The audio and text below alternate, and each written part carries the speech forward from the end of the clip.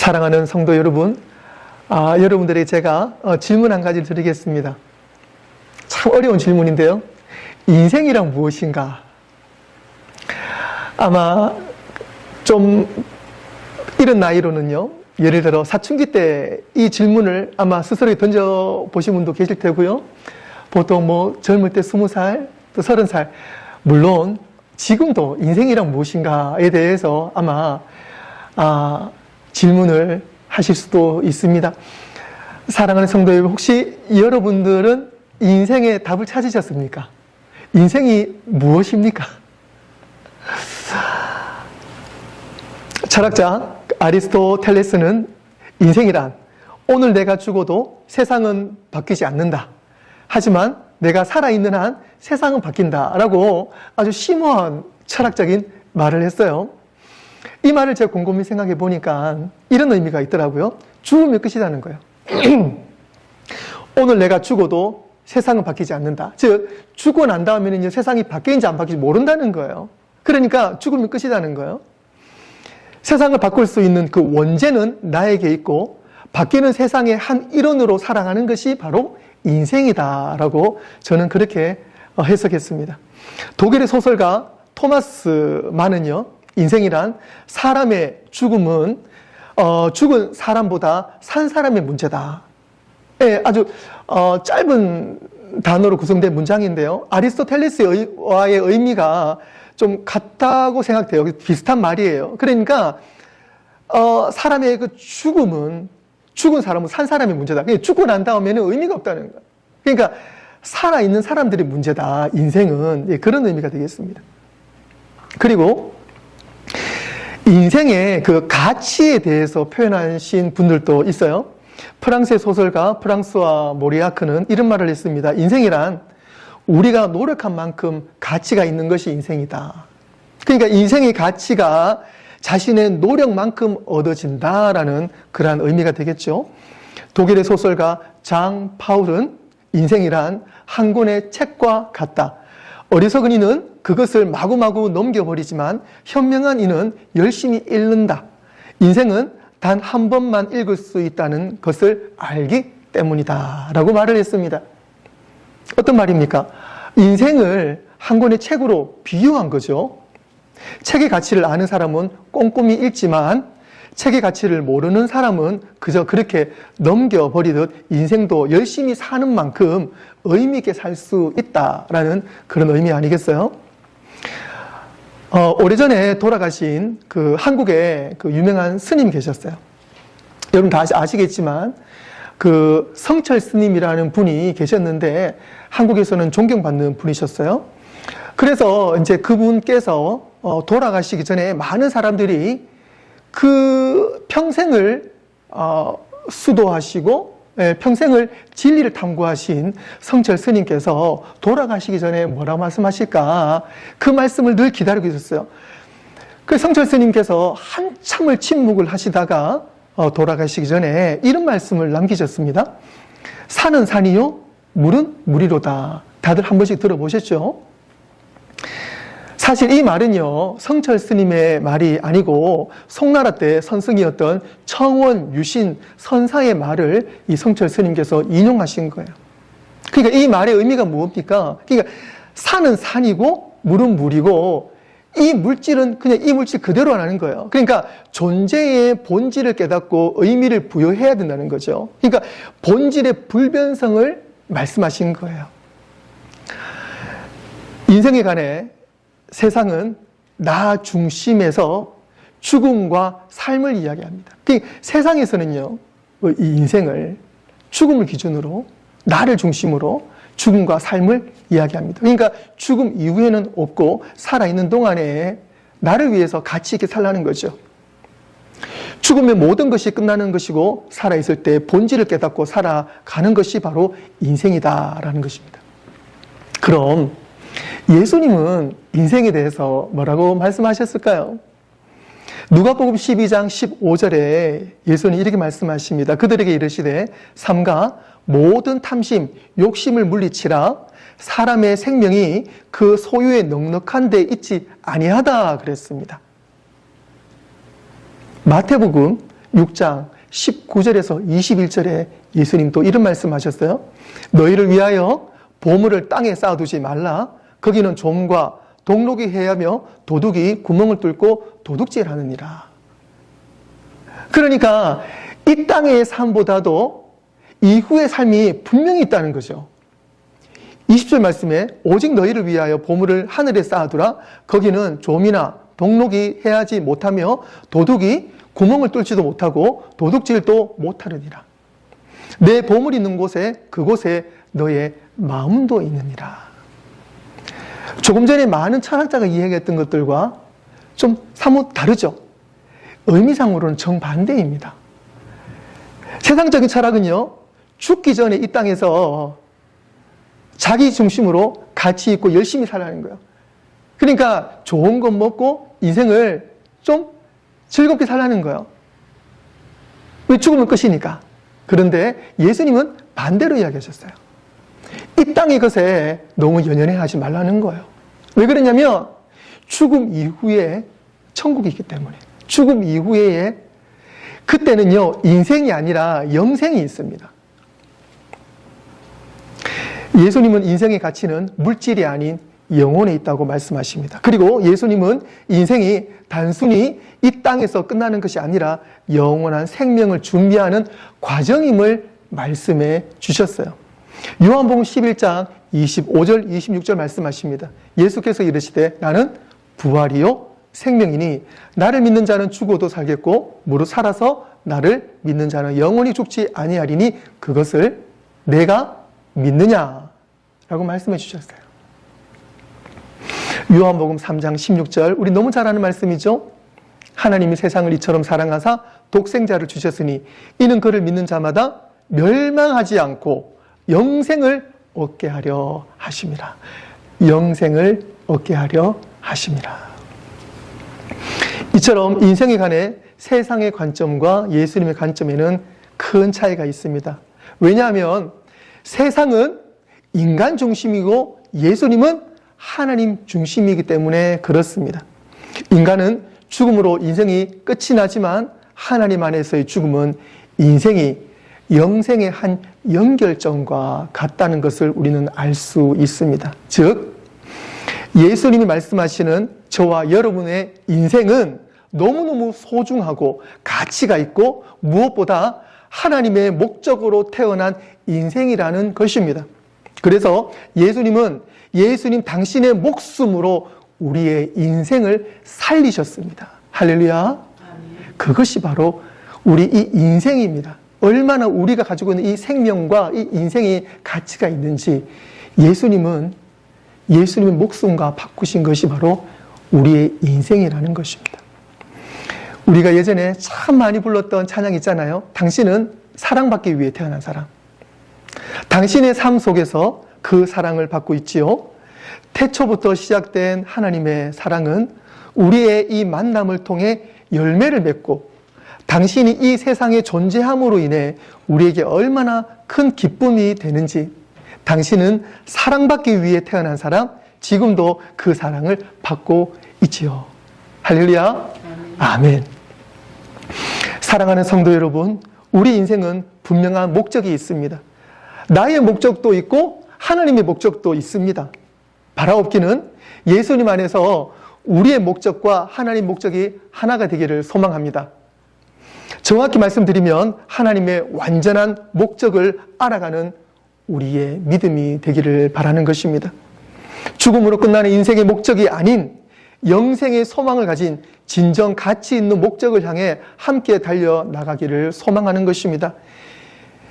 사실 인생이라는 이 길이 녹록지는 않습니다. 즐겁고 따뜻하고 평탄할 때만 있는 것이 아니고요. 때때로 예상치 못한 어려움과 고난, 역경을 마주할 때도 있습니다. 그런데 이 여정을 혼자 걸을 수도 있고 함께 걸을 수도 있습니다. 혼자 걸을 때와 누군가와 함께 걸을 때는 그 무게와 의미는 완전히 달라집니다. 한 실험 이야기를 나누고 싶습니다. 한 심리학 연구팀이 흥미로운 실험을 했는데요. 실험 참가자들에게 무거운 배낭을 매게 했어요. 그리고 높은 언덕을 넘어갈 수 있도록 지시를 했습니다. 그런데 같은 언덕을 넘더라도요, 혼자 넘는 사람과 그리고 두 명이서 함께 넘는 것에 대해서 비교를 했는데, 두 명이서 함께 이 언덕을 넘을 때는요, 언덕이 더 낮아 보이고 그리고 고통도 덜했다는 것입니다. 저도 예전에 한때 마라톤을 한 적이 있는데요. 그러니까 마라톤 대회를 나가기 위해서 일주일 동안 매일 달리기 훈련을 해요. 그래서 주중에는 혼자서 이제 동네 주변을 2마일 내지 3마일씩 매일 이렇게 돌고요. 그리고 주말, 토요일과 제가 예전에 섬기던 교회는 이제 오후에 예배를 드렸기 때문에 아침 시간이 있어가지고 새벽에 이게 벌크레이에 만나서 토요일과 새벽에는 또 그렇게 아침에 함께 연합해서 모여서 그렇게 마라톤을 했습니다. 그런데요, 참 재밌는 사실은 혼자서 동네를 도는 건 그렇게 힘이 들어요. 재미도 없고 2마일이 언제 끝나나 혼자서 빨리 그냥 2마일 채우기를 바라면서 그렇게 그냥 힘겹게 매일같이 2마일, 3마일을 뛰었던 기억이 나고요. 그런데 주말에는요, 최소 5마일, 그리고 보통 한 10마일을 뛰어요. 그럴 때는 이제 벌크레이 한 바퀴가 4.7마일, 5마일이거든요. 그리고 벌크레이 한 바퀴를 뛰고 그리고 도로로 나가서 5마일, 그러니까 2.5마일쯤을 찍고 돌아오면, 그러니까 총 한 10마일 되거든요. 그런데 그 5마일과 그 10마일이 옆에 친구들과 함께 뛰면은요, 하나도 힘들지가 않은 거야. 뛰면서 서로 힘도 내게 해주고, 뛰면서 좀 이렇게 마음에 있는 것도 좀 털어주면서, 서로 이야기도 나누면서, 그렇게 뛰다 보니까 힘들다는 생각보다는 서로 의지하면서 그렇게 마라톤 훈련을 했던 기억이 납니다. 네, 그래서 마라톤 대회를 참석했던 그런 기억도 나고요. 우리는 종종 이렇게 생각합니다. 내가 혼자 잘하면 되지. 굳이 다른 사람의 도움이 필요할까라고 생각할 때가 있습니다. 하지만 혼자 걸어가는 길은 고단하며 또 때로는 우리가 넘어질 때에 그것을 극복하기가 참 힘이 듭니다. 그래서 하나님은 우리에게 어떤 배우자를 주신 부분도 있고요. 오늘 본문 전도서 4장은 우리에게 이 부분에 대해서 좀 중요한 메시지를 던지고 있는데요. 인생의 여정에서 혼자 걷는 것이 아니라 함께 걸어가야 되는 이유를 오늘 전도서 4장은 우리에게 보여주고 있습니다.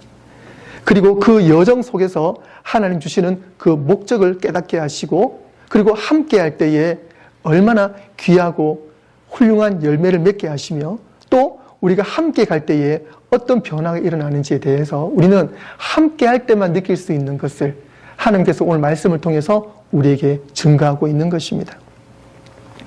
먼저는요, 혼자 걷는 것은 위험하다는 것입니다.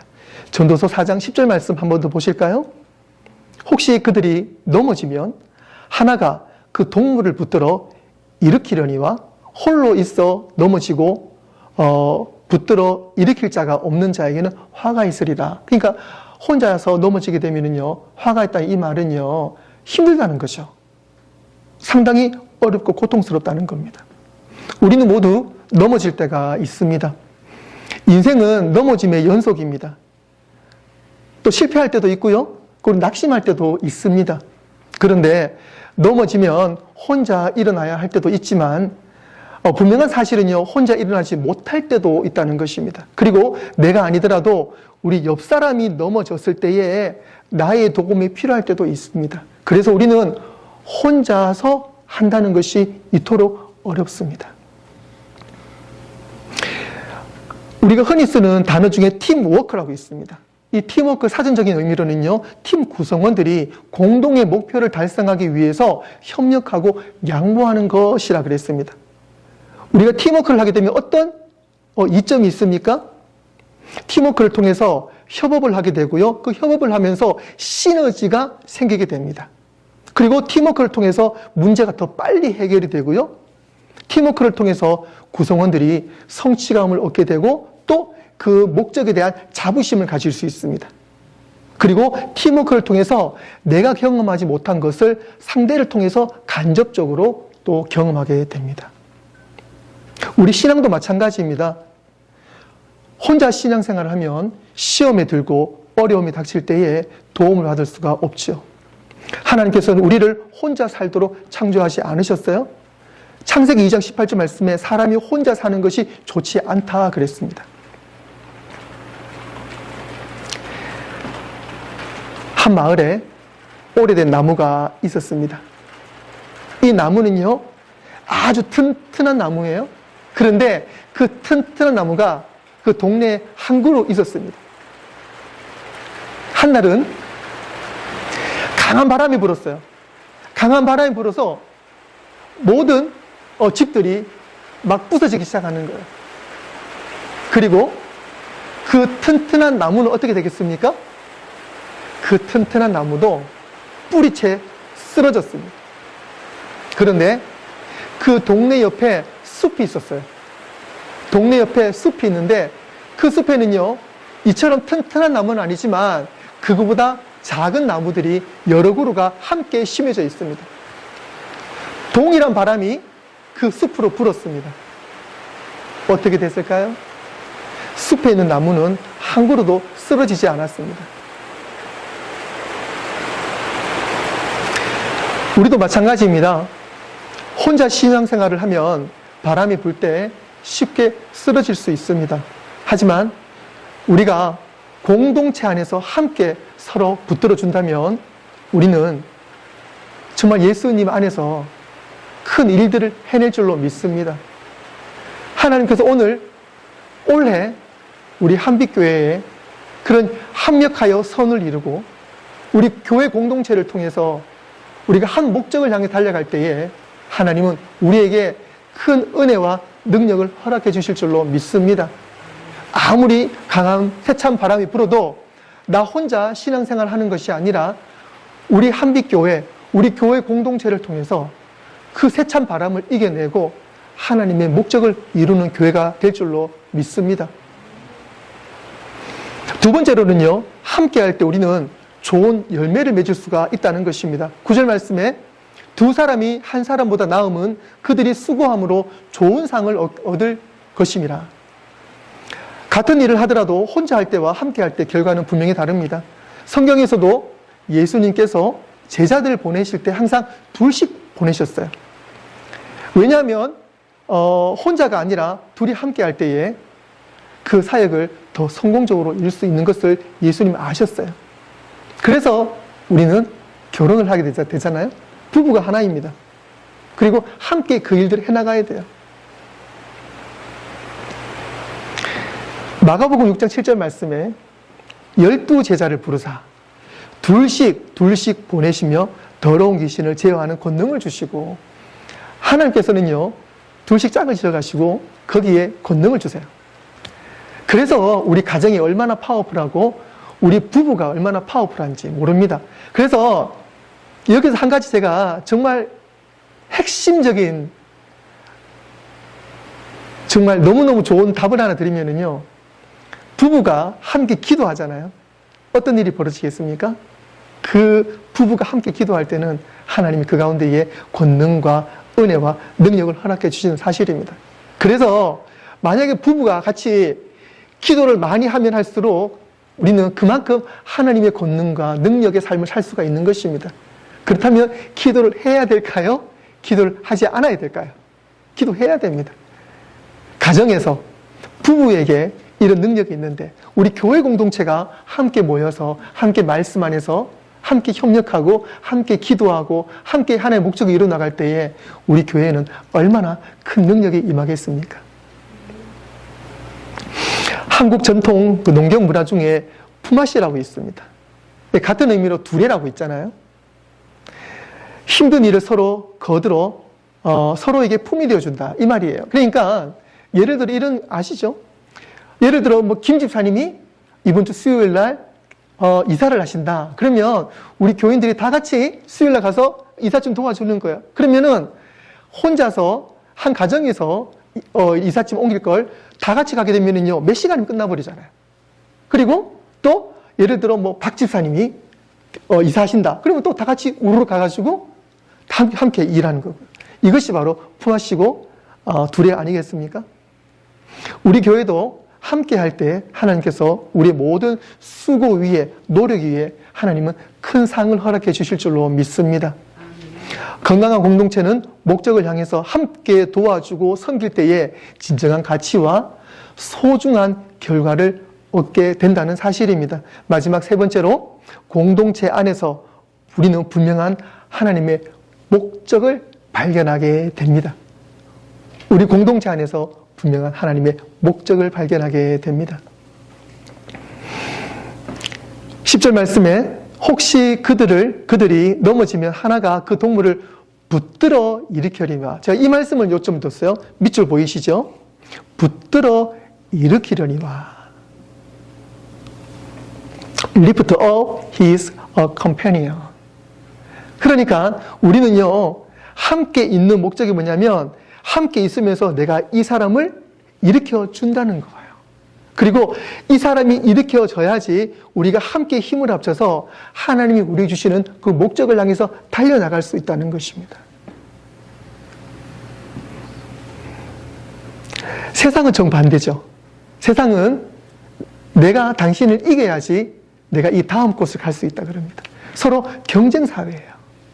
하지만 우리는 하나님 안에서 경쟁사회가 아니라 사랑의 공동체라는 사실입니다. 하나님은 우리 교회를 세워주시고 사랑의 공동체로 세워주신 줄로 믿습니다. 그래서 우리는 이 교회 공동체 안에서 단순한 예배만 드리는 것이 아니라 서로 격려하고 서로 세워주면서 진정한 하나님의 가치, 하나님의 목적을 이루어 나갈 수 있도록 우리 교회 공동체를 세워주신 줄로 믿습니다. 결론을 맺도록 하겠습니다. 사랑하는 성도 여러분, 오늘 우리는 인생의 여정에서 혼자가 아니라 함께 걸어가야 되는 이유에 대해서 말씀을 통해서 배웠습니다.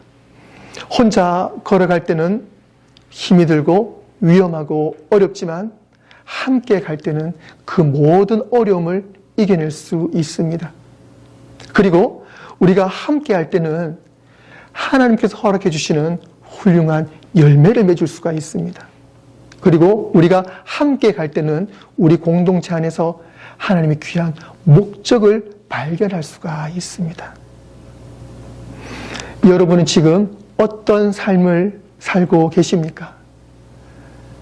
혹시 혼자 이 인생을 걷고 있다고 생각하십니까? 오늘 말씀을 통해서 진정한 우리 교회 공동체로서, 진정한 예수님 안에서 하나로서 내가 상대를 도와주고 내가 도움을 받고 무엇보다도 우리가 함께 하나님의 목적을 이룬다는 생각으로 서로 협력하며 사랑의 공동체, 사랑의 교회가 되어질 줄로 믿습니다. 이제 우리 모두는 하나님 안에서 이 공동체에 우리 교회의 소중함을 알고 함께 이 여정을 걸어가며 오늘 올해 우리 교회 허락하신 말씀, 목적을 이루는 교회, 목적을 이루는 삶을 우리가 함께 이루어나가는 저와 여러분 되시기를 주님의 이름으로 축원합니다. 기도하겠습니다.